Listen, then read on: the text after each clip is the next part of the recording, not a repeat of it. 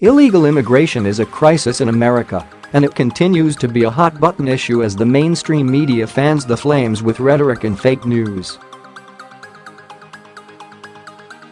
It is an open door for drugs, criminals, and potential terrorists that mean harm to enter the country. It is a significant strain on resources in the economy, while it adds significant costs to our judicial, healthcare, and education systems. We have people waiting to come here legally, and we should not be rewarding people who have come here illegally. Many have noted the similarities between the United States and the Roman Empire. It should be noted the Goth or Barbarian attacks on Rome partially stemmed from a mass migration caused by the Huns' invasion of Europe in the late 4th century. The Goths had descended toward Roman territory looking for shelter. The mismanagement of Goth refugees started a chain of events that led to the collapse of one of the biggest political and military powers humankind has ever known in the defeat at Adrianople. What was arguably the most important defeat in the history of the Roman Empire had roots in something else, a refugee crisis. President Donald Trump took to Twitter late Sunday evening in an effort to address this crisis, sending out a series of tweets calling for illegal aliens who invade the United States to be immediately deported back to their country of origin with no judges or court cases.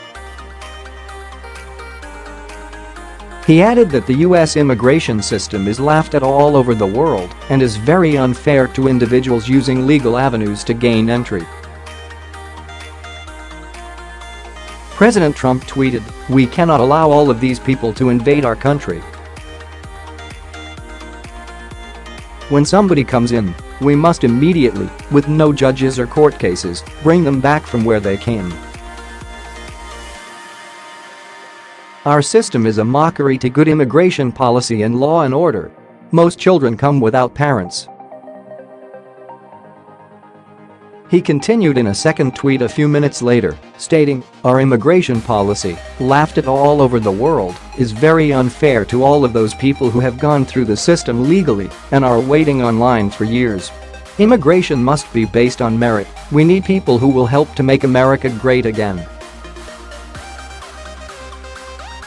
Many note that while in line with fulfilling his campaign promises, President Trump's comments are sure to dump jet fuel on the bonfire of controversy created by the mainstream media and Washington establishment in an effort to distract from the utter corruption revealed in the recent Inspector General's report.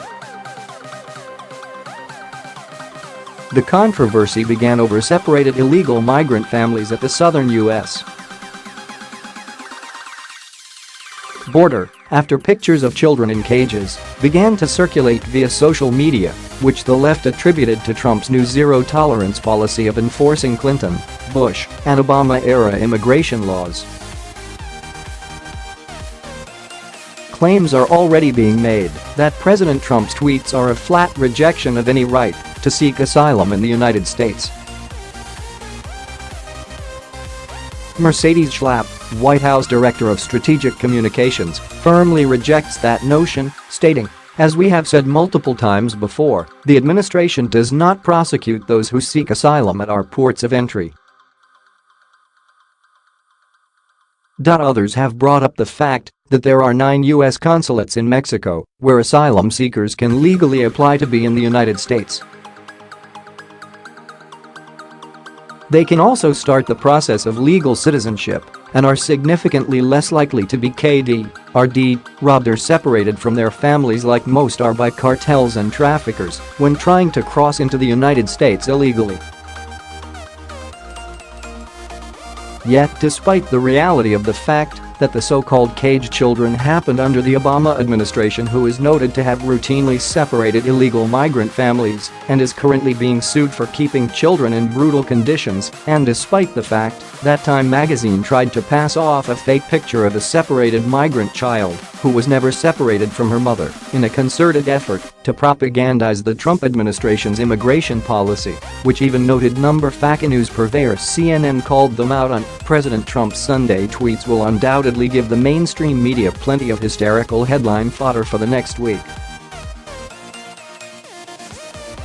rather than report on the actual news and meaningful analysis on last week's congressional testimony by Michael Horowitz, where we learned that the FBI may have tampered with evidence in the Mike Flynn investigation, or that Peter Strzok has been subpoenaed, or the fact that James Comey skipped out of congressional testimony last week and may be subpoenaed along with former AG Loretta Lynch, what passes for news whips itself, and the easily manipulated into a frenzy over the manufactured crisis of the week.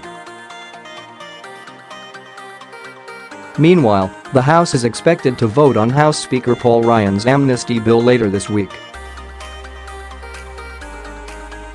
Representative Bob Goodlatte's RVI, immigration reform legislation, Securing America's Future Act, was shot down on Thursday with a vote tally of 193-231. Not a single Democrats voted for the bill, while 41 Republicans voted yes,